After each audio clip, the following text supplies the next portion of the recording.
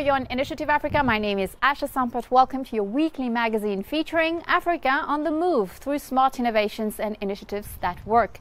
Let's get on with the show with our top stories today.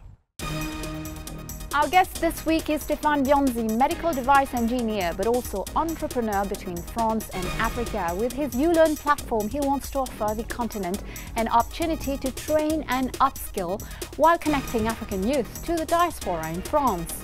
We are launching the new version in the incoming days.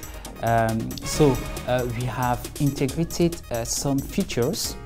We will definitely help users to have a good experience in the platform. Observation of the climate is a priority in Ethiopia, where the emphasis is on weather alert and forecasting. The project played an important role by introducing the new technology as well as by capacitating our experts. We'll focus this week on the creativity of young dancers who combine tradition and contemporary dance in Addis Ababa, the Ethiopian capital.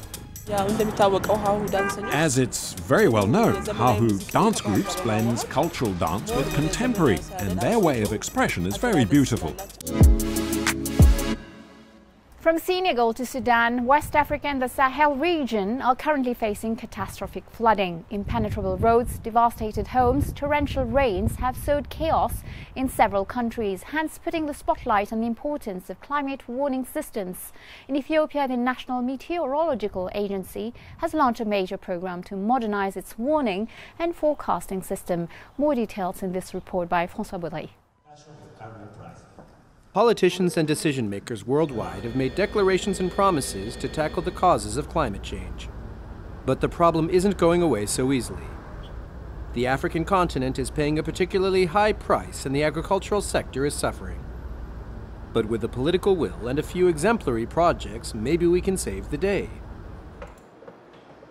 Here in Addis Ababa, the Ethiopian capital, the National Meteorological Agency has launched a vast program to modernize its forecast and early warning systems. The $1 million project is financed by the ClimeDev Africa Fund.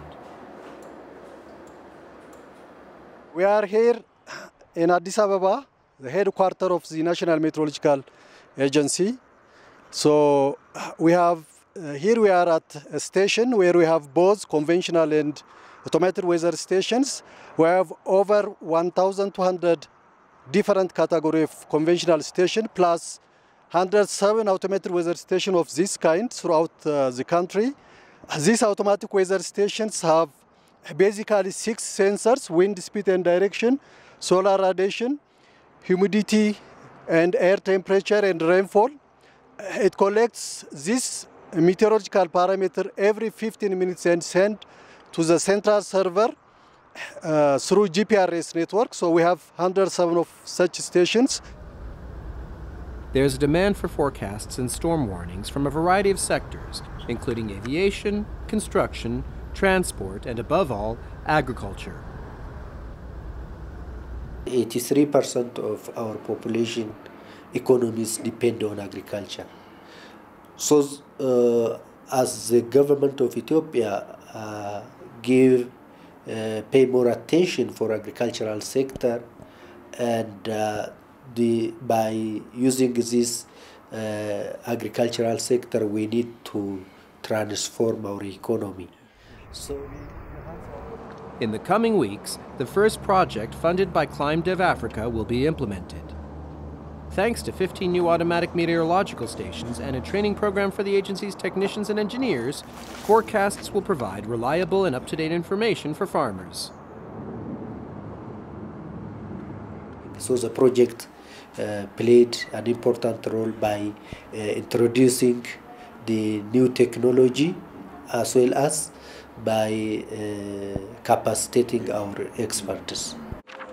Ethiopia is no newcomer where climate study is concerned. The National Meteorological Agency archives boast records going back to the early 19th century, the oldest in Africa. Officially founded 35 years ago, the national agency has almost 1,000 employees ranging from technicians and engineers to climate specialists.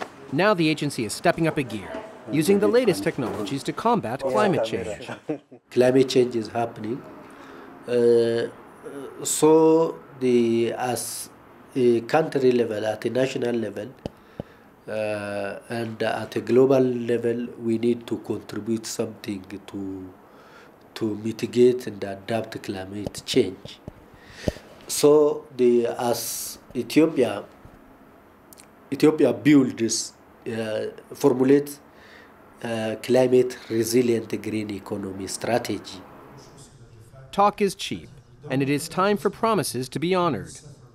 The Ethiopians have decided that actions speak louder than words and have embarked on a mission to lead the way, with a clear political will to modernize responsibly with wind power, water power, and solar power.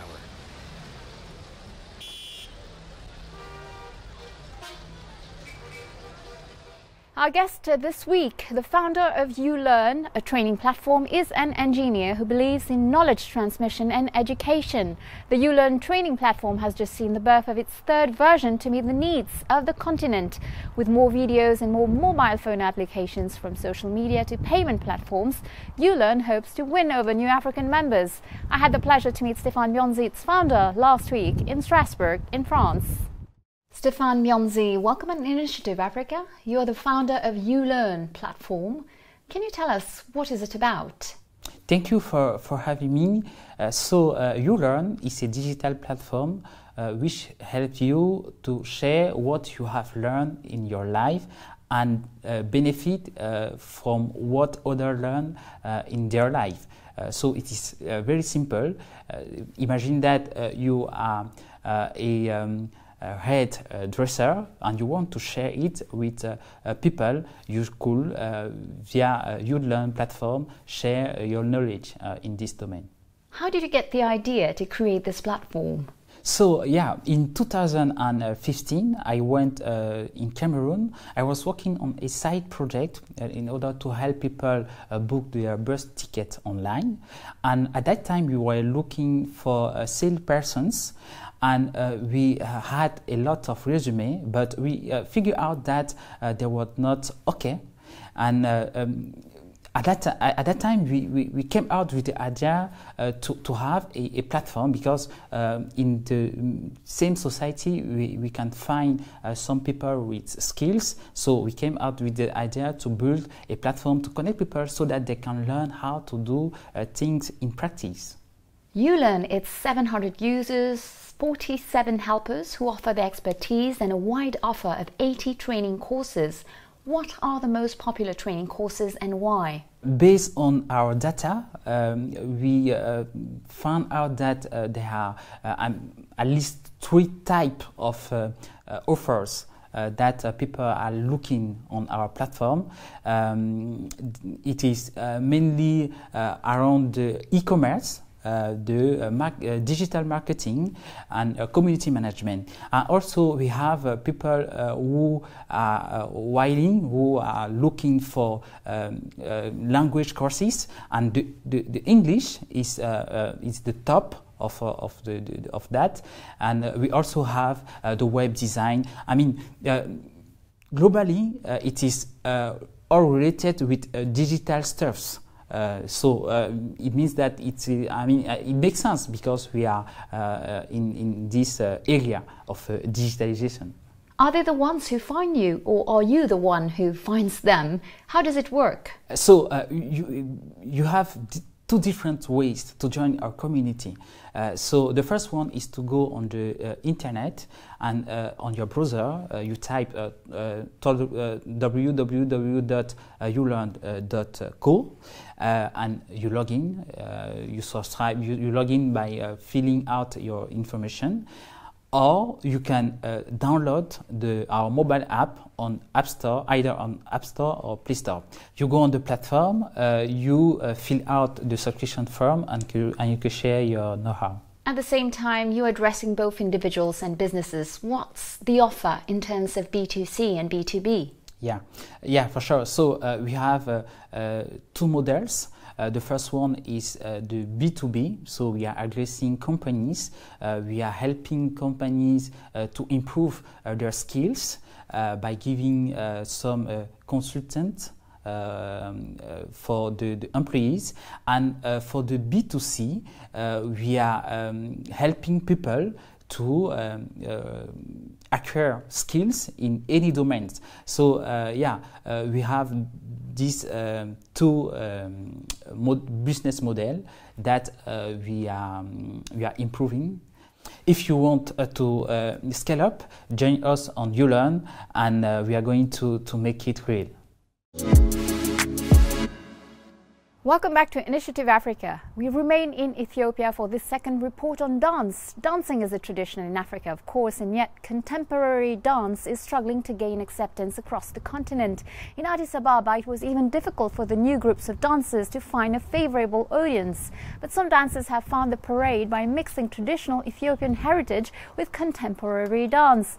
Michael Atsbeha, Elias Gebre Selassie met these new artists. Take a look.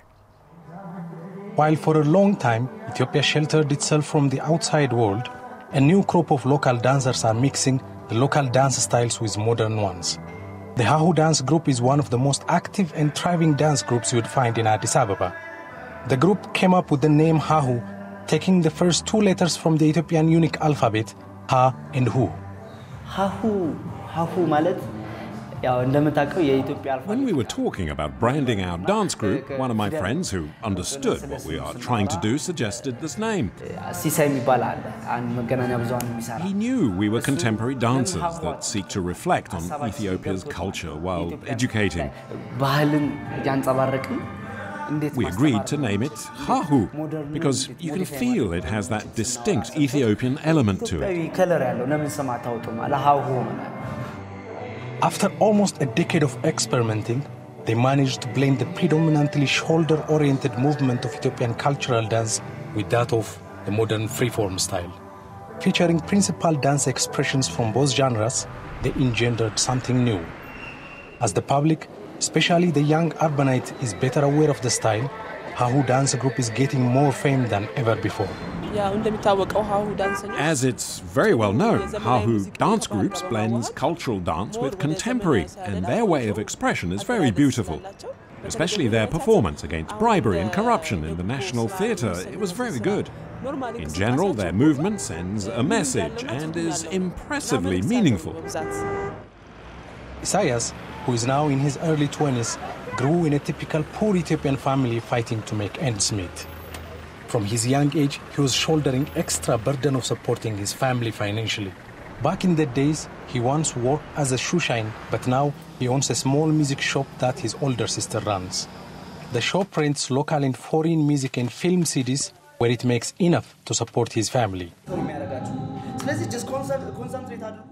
He also coaches aspiring young dancers for free so that they will not face the difficult time he had to endure when he was very young. His work ethic and talent earned him respect from the amateur dancers who seek to make a difference.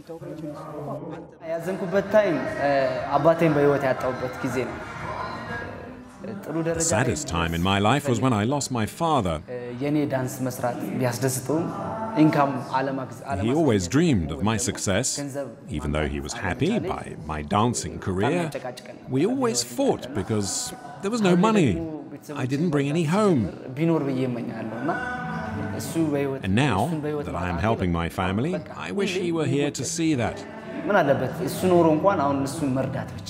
Now that he is gone, I regret the fact that he is not able to see what the benefit of dance is.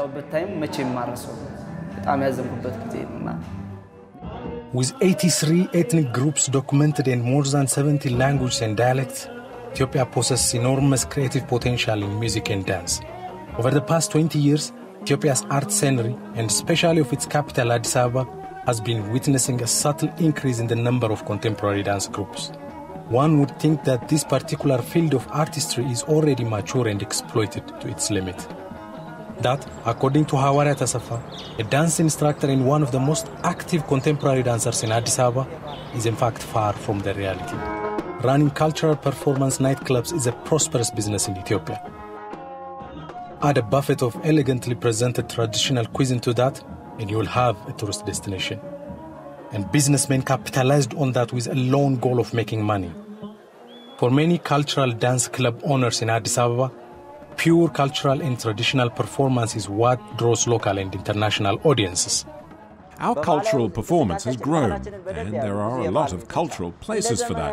And we need to do the same for the modern dance too. When efforts are made to develop modern dance, and eventually society will start to accept it. They will be eager to see more contemporary dance performances. But cultural dance club owners say the introduction of contemporary dance groups along with cultural performances will slow their business.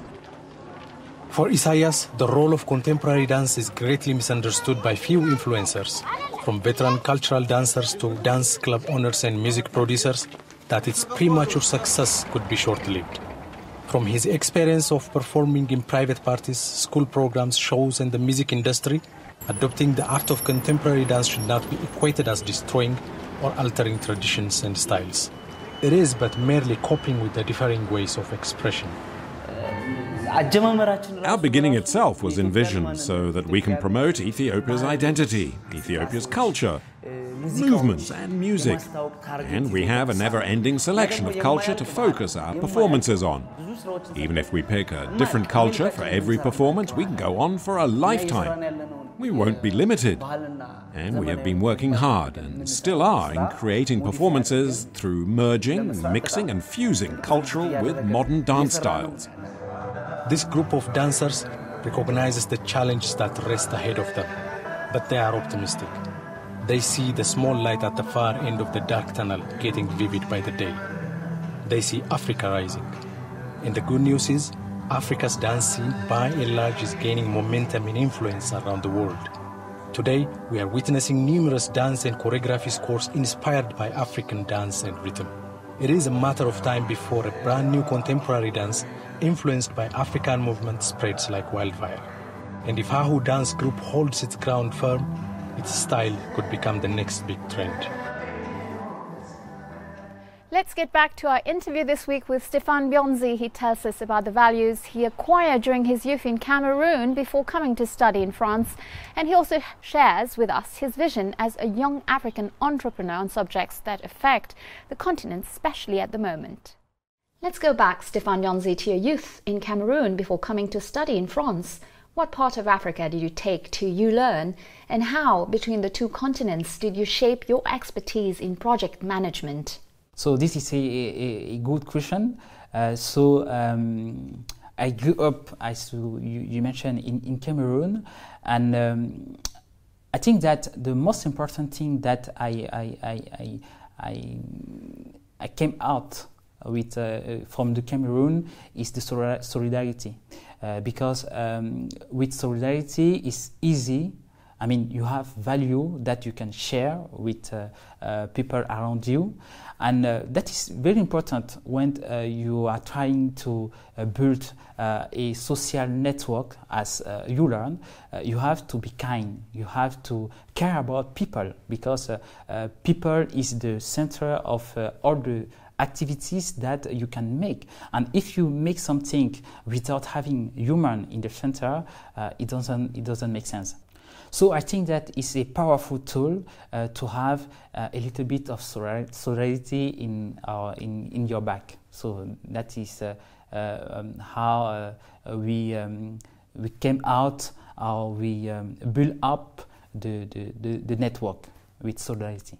Is working with some of your teams in France, some in Africa, difficult? How can we make this happen in the best possible way? So yeah, I think that it's a little bit complicated, because we would prefer to have all the team in the same area, but it's not the case. But the good point is that with this project, it is an evidence that we can work remotely with the team and we are efficient. The key of our progress is our success, because it works. So we have developing the V2 of the platform remotely. I mean, I think that the key is communication between us, between collaborators. So to have the ability to listen others, and by doing that, you are going to take good decisions to make the project works. While you were targeting African users when YouLearn started out, the platform is now resolutely turning to the potentials of the diaspora. What do you hope to achieve?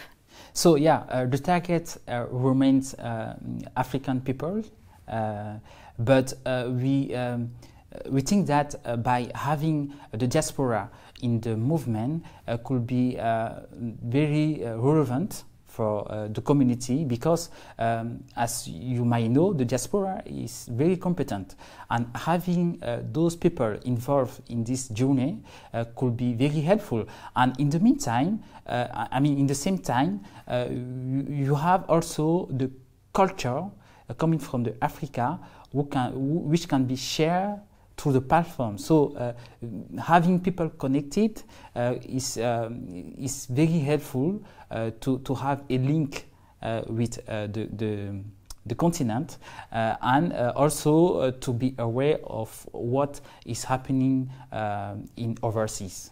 The situation on the continent at the moment is challenging. The crisis in Mali, the attacks in Niger, the violence during demonstrations in Addis Ababa, Ethiopia, without speaking of COVID.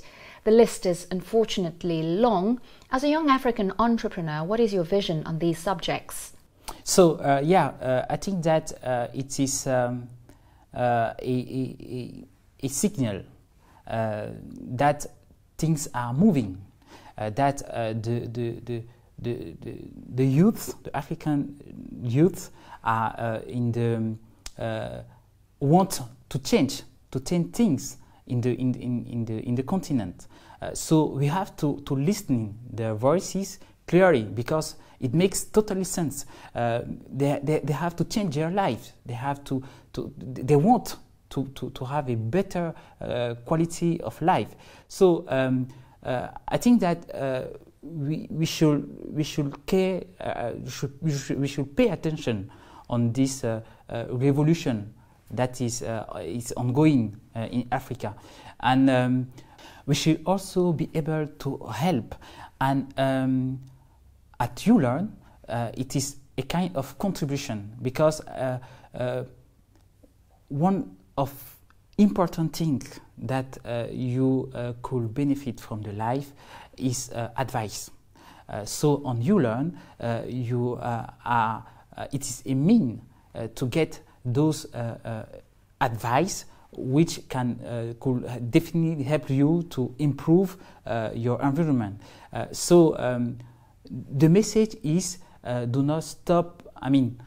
So it is difficult, but we need to figure out the opportunities around us, and thanks to the digitalization, we can make your dreams real, becomes real, thanks to the network, the digitalization, and I think that even if you are in Africa, you can have your business working out of Africa thanks to new technologies. You have just launched the third version of YouLearn. Is it primarily to respond to the very rapid evolution of your users who require video support and mobile payments? I think that the digitalization is very helpful for Africa. I think that it is an opportunities for everyone. African youth should take advantage from these opportunities, and we have to help the youth to dream, and by dreaming, if you want to dream, it means that you have to define clear objectives in your life, so that you can work to achieve the objective that you set out, and it is we have to the change inside the youth should be unique. And we have the most important thing that I can say about the youth is dream. So don't follow the social networks blindly. You have to be conscious, and that is, YouLearn will help you to be conscious, because you are going to be connected with people, with relevant people, willing to help you, to offer you some advice in order to build your career in any domain. What would be your message to young Africans? So yeah, we are launching the new version in the incoming days. We have integrated some features. We will definitely help users to have a good experience in the platform. So you can settle or you can book competencies online. You can make a payment, because that is very important for us, because we are, I think, the first platform to integrate a mobile payment in Africa. You can use the platform to make your competencies available for the world. That is important. And another thing is the video. So now on the platform, you can upload your video and share it with the community. So that are the important change that we made on the platform. And of course, we are in the improvement process, continuous improvement, as we have to say it. And yeah, we are listening the customers' needs and trying to implement it on the platform. So the V3 version is very ergonomic and easy to use. Stéphane Bianzi, thank you very much. Thank you for having me. Thank you so much. You were watching Initiative Africa. Well, that's it for today. If you want to catch the show again, tune in on our Facebook, Vimeo or YouTube channels and follow us on our new Twitter account @AfricaShows. And feel free to share, like and comment using the hashtag Initiative Africa TV show. And we're back again next week, same time, same channel with Business Africa, your appointment with the African economy. Until next week, keep safe and thanks for watching. Goodbye.